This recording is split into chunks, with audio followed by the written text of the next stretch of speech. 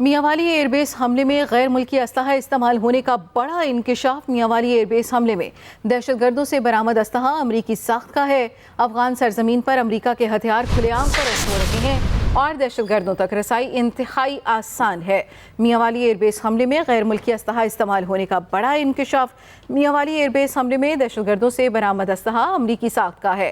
افغان سرزمین پر امریکہ کے ہتھیار کھلے عام فروخت ہو رہے ہیں اور دہشت گردوں تک رسائی آسان ہے۔ اسی بارے میں مزید تفصیل جانیں گے اپنے نمائندے خالد محمود سے۔ خالد، اپڈیٹ کیجیے گا۔ جی دیکھیں جی، یہ دوسرا اہم واقعہ ہے جس میں افغانستان سے جو اسلحہ یہاں پہ پاکستان منتقل ہوا اور یہ امریکی ساخت کا ہے۔ اس سے پہلے بھی ایک واقعہ ہوا تھا جس میں امریکی اسلحہ جو ہے وہ استعمال کیا گیا تھا، امریکی گنیں جو ہیں وہ استعمال ہوئی تھی۔ اور یہ میاں والی ایئر بیس جو ہے یہ دوسرا سنگین ترین واقعہ ہے جس میں جو دہشت گرد مارے گئے ہیں ان سے جدید اسلحہ برآمد ہوا ہے اور یہ اسلحہ امریکی ساخت کا ہے۔ اور تو یہی جو ابتدائی انکشافات ہوئے ہیں اس میں یہی ہے کہ یہ دہشت گرد افغانستان سے یہ اسلحہ لے کر آئے تھے اور یہاں پہ آ کر انہوں نے میاں والی ایئر بیس پہ حملہ کیا تھا۔ لہذا اب تو یہ بالکل بات واضح ہو چکی ہے کہ جو امریکی اسلحہ ہے وہ افغانستان میں سرے عام فروخت ہو رہا ہے اور وہاں پہ یہ اسلحہ جو ہے دہشت گردوں کے ہاتھوں میں لگا ہوا ہے اور دہشت گرد جو ہے اس کو پاکستان کے سرزمین میں آ کر استعمال کر رہے ہیں اور ان کے جو مین کرتا دھرتا ہے وہ افغانستان میں موجود ہیں جو اسلحے کی فراہمی کرتے ہیں۔ لہذا اس بات کا بالکل انکشاف ہو چکا ہے کہ یہ امریکی ساخت کا اسلحہ تھا اور ان کے پاس جو AK-74 گن تھی، G4 گنیں جو تھی وہ بھی امریکی ساخت کی تھی اور ان سے برآمد ہوئی ہیں جو دہشت گرد مارے گئے ہیں۔ اور اس کے علاوہ جو گولہ بارود تھا وہ بھی امریکی ساخت کا ہے، وہ بھی لوکل میڈ نہیں ہے، وہ بھی ایک اچھی کمپنی کے بنے ہوئے جو مارٹر گولے ہیں اور ان کے ساتھ دستی بم ہے۔ یہ وہ اسلحہ ہے جو ان دہشت گردوں سے برآمد ہوا۔ لہذا اس بات کا انکشاف موجود ہے کہ یہ افغانستان سے آئے تھے اور افغانستان کی انہوں نے سرزمین استعمال کی اور افغانستان سے یہ اسلحہ لے کر پاکستان میں آئے اور یہاں پہ انہوں نے میاں والی ایئر بیس پہ حملہ کیا۔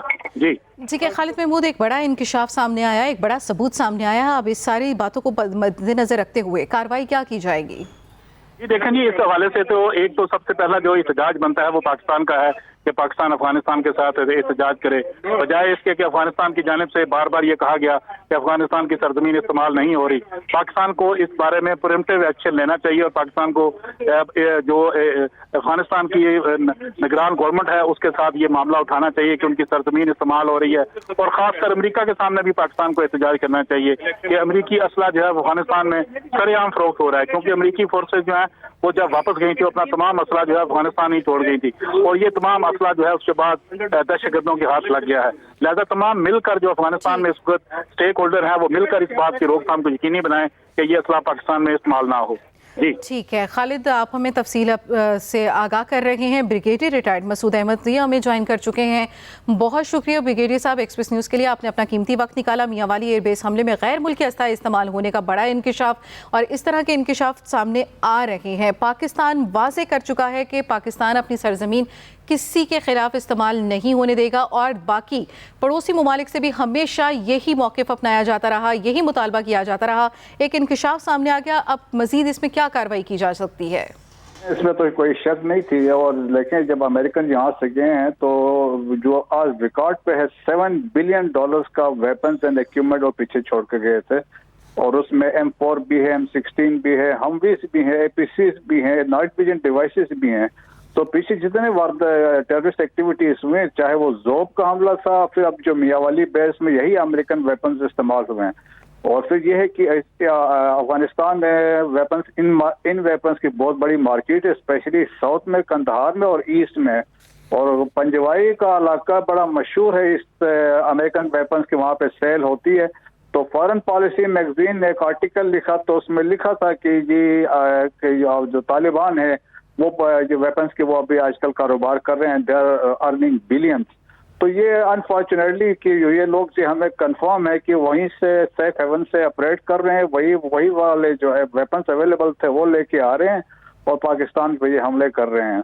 تو it is up to the international community کو ابھی ریئلائز کرنا چاہیے کہ یہ تھریٹ ابھی پاکستان میں نہیں رہے گا۔ پاکستان میں تو ایک جنگ جاری ہے لیکن یہ پورا ریجن جو ابھی اپنے لپیٹ میں لے گا۔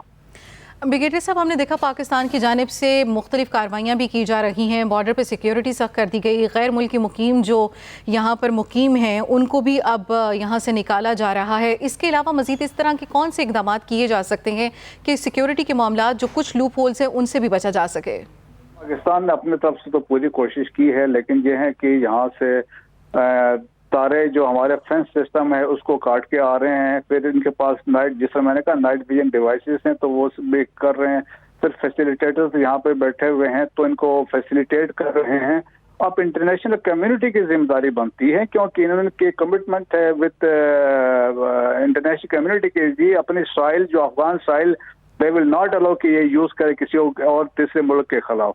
तो आज पाकिस्तान के खिलाफ कर रहे हैं, और इसके अलावा अभी ताजिकिस्तान में भी तहरीक तालिबान ताजिकिस्तान बन गई है, तो थ्रेट रीजन में बढ़ता जा रहा है और सेंट्रल एशिया भी इसके लपेट में आएगा और सब्सिक्वेंटली बाकी जगहों पे इसको लपेट में ले लेंगे। तो अभी भी इंटरनेशनल कम्युनिटी है, अमेरिका जो मेन स्टेक होल्डर है, इसकी रिस्पॉन्सिबिलिटी बनती है कि इनको चेक करें, इन पे आके प्रेशर डालें।